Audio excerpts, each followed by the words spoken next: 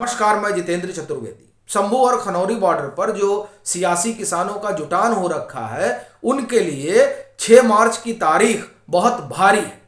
और इससे अलग कहानी उन विपक्षी अलंबरदारों की नहीं है जो इनके पीछे खड़े हैं। वह इसलिए क्योंकि इन्हीं के सहारे वो नरेंद्र मोदी की अगुवाई वाली भाजपा को हटाने का ख्वाब पाले बैठे हैं।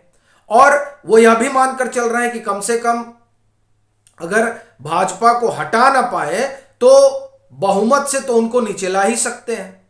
तो इस लिहाज से अगर आप देखें तो उनके लिए भी 6 मार्च खासा मायने रखता है। तब यह सवाल उठता है कि आखिर 6 को होने क्या जा रहा है। क्या ये जो मोर्चेबंदी हो रखी है इस पर पुलिसिया कार्रवाई होगी, या फिर केंद्र सरकार कुछ ऐसा करने जा रही है जिसके कारण जो लोग यहां जुटे हैं उनका तंबू खड़ जाएगा। तो दरअसल इन दोनों में से कुछ नहीं होने जा रहा है। दो चीजें हैं जो दरअसल होने वाली है। एक तो यह तय होगा कि नरेंद्र मोदी की अगुवाई वाली भाजपा ने 10 सालों में जो कामकाज किया, जो नरेंद्र मोदी ने तपस्या की किसानों की आय दोगुनी करने के लिए, वो ज्यादा बड़ी है, या फिर नरेंद्र मोदी के खिलाफ जो सियासी ताना बाना बुना गया है जिसमें विषवमन ज्यादा है, वो बड़ा है। तब आप कहेंगे कि ऐसा कौन सा लिटमस टेस्ट होगा 6 मार्च को जिसके जरिए ये बातें निकल कर आएंगी। दरअसल 6 मार्च को दिल्ली कूच की कॉल हो रखी है।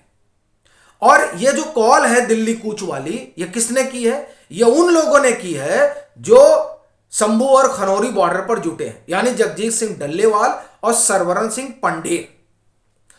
अब ये आप देखिए कि वैसे तो पहली कॉल 13 फरवरी को हुई थी, फिर बातचीत का सिलसिला शुरू हुआ तो इस वजह से वो बंद रही, और 21 को फिर कॉल हुई।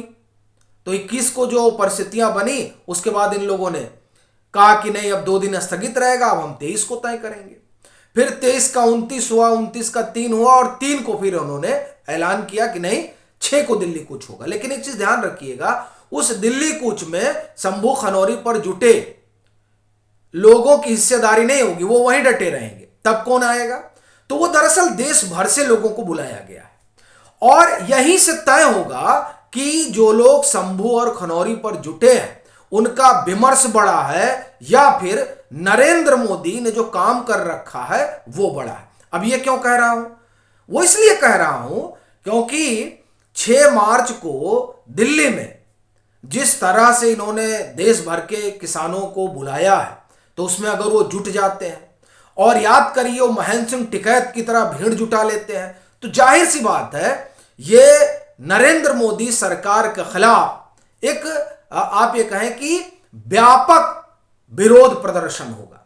लेकिन जो इनका भूत रहा है, यानी इन सियासी किसानों का, उससे तो ये स्पष्ट दिखाई दे रहा है कि 6 मार्च को यह तय हो जाएगा कि नरेंद्र मोदी की सरकार 400 लेकर आएगी या 450 लेकर आएगी। अब आप कहेंगे क्या बात कर रहे हैं, यहां तो 370 का नारा दिया गया है भाजपा के लिए और प्रधानमंत्री ने कहा है कि हमारा गठबंधन 400 पार जाएगा, और आप कह रहे हैं कि भाजपा ही 400 पार जाएगी, वो 6 मार्च को तय हो जाएगा। वो इसलिए कह रहा हूं क्योंकि ये जो जगजीत सिंह डल्लेवाल और सरवण सिंह पंडेर ने ये पहली बार कॉल नहीं दे रखी है। आप पीछे का थोड़ा इनका इतिहास पलट कर देखिए तो आप पाएंगे उन इतिहास के पन्नों में कि 16 फरवरी को भारत बंद का आह्वान इन लोगों ने किया था। भाई मक्खी तक जो है वो हड़ताल पे नहीं बैठी थी, आदमी को छोड़ दीजिए। यानी ये जिन बॉर्डरों पे जुटे हैं उन्हीं बॉर्डरों पे जो बंद दिखाई दिया हो, बस उससे अलग कहीं कोई बंद नहीं था। एक बात तो 16 फरवरी को ही तय हो गया था कि इन्होंने नरेंद्र मोदी के खिलाफ जो विमर्श गढ़ा है उसमें कोई दम नहीं है। फिर क्या हुआ कि 18 फरवरी आती है और 18 फरवरी को चक्का जाम का आह्वान होता है। हालांकि हम उसको अलग कर दें, क्योंकि ये जो चक्का जाम का आह्वान हुआ था वो बलबीर सिंह राजेवाल के गुट ने किया था, और वो गुट जो है वो शंभू और खनौरी बॉर्डर पर जुटे जो जुटान है उसका हिस्सा नहीं, इसलिए 18 फरवरी को छोड़ देते हैं। आप 16 फरवरी के बाद सीधे आई है 24 फरवरी को, जब इन्होंने देश भर के किसानों से कहा था कि आप जो है अपने घर के ऊपर काला झंडा लगाइए, आप जो है हाथ में सर में काली पट्टी बांधिए, यानी उस दिन काला दिवस मनाने का इन्होंने आह्वान किया था। और उस आह्वान का हाल क्या रहा? उस दिन भी आप ये कहें कि मक्खी तक नहीं निकली थी इनके उस आह्वान पर। ये लोग खुद ही अपना काली पट्टी वट्टी बांध कर टहल रहे थे। तो ये जो दो इनकी कॉल रही, उस कॉल का जो हाल रहा, उससे तो ये स्पष्ट माना जा रहा है कि 6 मार्च को दिल्ली में जुटान के नाम पे कुछ नहीं होना है। हां, 2-4-10 लोग आ जाएंगे, लेकिन 2-4-10 लोग के आ जाने से तो यह नहीं हो जाता है ना कि नरेंद्र मोदी के खिलाफ भारी आक्रोश है, जैसा कि बताया गया और खूब विमर्श गढ़ा गया। और उसमें देखिए बाद के दिनों में संयुक्त किसान मोर्चा भी कूद पड़ा, यानी राकेश टिकैत भी आ गए और जोगिंदर उग्राहा ग्रुप भी आ गया, ये सब लोग आ गए। लेकिन कहां तक ये लोग सीमित रह पाए? ये लोग सीमित रह पाए पंजाब तक। पश्चिमी उत्तर प्रदेश में भी कुछ नहीं दिखा जब इन्होंने ट्रैक्टर मार्च निकाला। ये आलम थे। और इन लोगों ने आक्रोश दिवस मनाया था 24 फरवरी को। जो लोग शंभू और खनौरी पर जुटे किसानों का समर्थन कर रहे हैं, भले वहां नहीं है लेकिन समर्थन कर रहे हैं, तो इन लोगों ने आक्रोश दिवस मनाया था 24 को। कुछ नहीं था, कहीं कोई इनके उस आक्रोश दिवस में शामिल ही नहीं हुआ था। आप देखिए कि अब आप 16 से शुरू करिए, 16 और बलबीर सिंह राजेवाल का भी जोड़ लिया जाए, क्योंकि उनका भी समर्थन हासिल है शंभू और खनौरी बॉर्डर पर जो किसान जुटे हुए हैं, भले ही वो वहां ना गए हो। तो 16 देख लिए, 18 देखिए, फिर आप 24 देखिए, फिर आप 26 देखिए। इन चारों दिवस पर कोई समर्थन इनको हासिल नहीं था। हां, समर्थन जुटाने के लिए खूब खाप पंचायतें बैठी, लेकिन वो खाप पंचायत बैठने के बाद में भी इनको व्यापक जन समर्थन नहीं मिला। तो ये जो इनका इतिहास है 16 फरवरी से लेकर और 26 फरवरी तक का, वो ये बताता है कि 6 मार्च को होने क्या जा रहा है। और इसीलिए ये जो 6 मार्च को जो कुछ दिखाई दे रहा है, उससे यह स्पष्ट हो रहा है कि एक तो 400 पार नहीं, ऐसा लगता है कि भाजपा 450 ना पार कर दे, एक बात।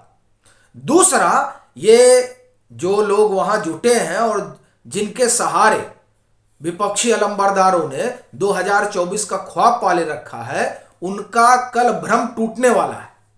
और उनको यह पता चल जाएगा कल, यानी मैं 6 मार्च की बात कर रहा हूं, बार बार कल निकल रहा, यानी 6 मार्च को उनका भ्रम टूट जाएगा शाम तक कि उनके साथ कोई खड़ा नहीं है। तो यह दरअसल 6 मार्च लिटमस टेस्ट है सियासी किसानों और सियासतदानों का। इसीलिए यह कहा जा रहा है कि 6 मार्च जो है बहुत भारी गुजरने जा रहा है इन लोगों के ऊपर, जो लोग नरेंद्र मोदी के खिलाफ एक विमर्श गढ़ने में जुटे हैं। और मुझे लगता है कि नरेंद्र मोदी भी अब 6 मार्च का इंतजार कर रहे हैं कि आओ 6 मार्च को देख ही लिया जाए कि किसमें कितना दम है। भाई, आपने तो बड़ा भारी आह्वान कर रखा है, आपके लोग पूछ रहे हैं कि कह रहे हैं कि मोदी का परिवार ही नहीं है। और अब जो आलम हो गया है कि जैसे 2019 में चौकीदार चोर है का नारा राहुल गांधी ने दिया था, और फिर वो पलट कर हो गया था मैं भी चौकीदार, और आ गया था 303, और इस बार हो गया है कि मैं भी मोदी का परिवार, मतलब मोदी का परिवार अब सबके ट्विटर हैंडल पर पहुंच गया है, अब जो एक्स हो गया है। तो दरअसल इससे एक बात तो स्पष्ट हो गई है कि नरेंद्र मोदी और उनकी लोकप्रियता कहां है। यानी अभी तो स्थिति यह है कि मोदी से बड़ा मोदी का नाम हो गया है। तो अब ये जो 6 मार्च है, वो 6 मार्च तय कर देगा इन लोगों की दशा और दिशा। और ये मानकर चलिए कि इसके बाद इन लोगों का, जो लोग जुटे हैं, इनका कोई नाम लेवा बचने वाला नहीं है। आपकी क्या राय है जरूर साझा करें। मतांतर से नहीं जुड़े हैं, जुड़े, वीडियो को लाइक करें और खूब शेयर करें।